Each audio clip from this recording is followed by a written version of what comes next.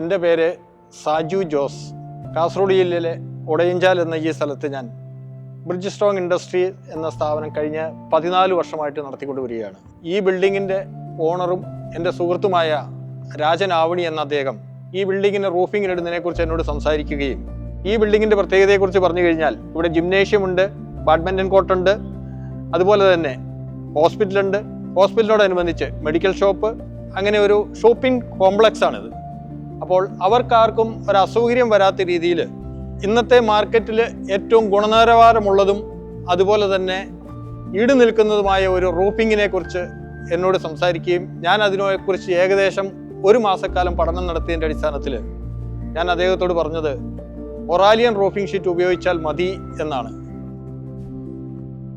മറ്റ് ഷീറ്റുകളെ അപേക്ഷിച്ച് ഇത് ചൂട് വളരെ കുറവാണ്.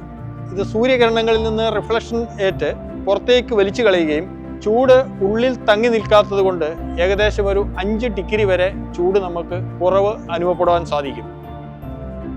ഇത് സസ്റ്റൈനബിൾ മെറ്റീരിയലാണ്. സസ്റ്റൈനബിൾ മെറ്റീരിയൽ ആയതുകൊണ്ട് നമുക്കത് റീസൈക്കിൾ ചെയ്യാൻ സാധിക്കും.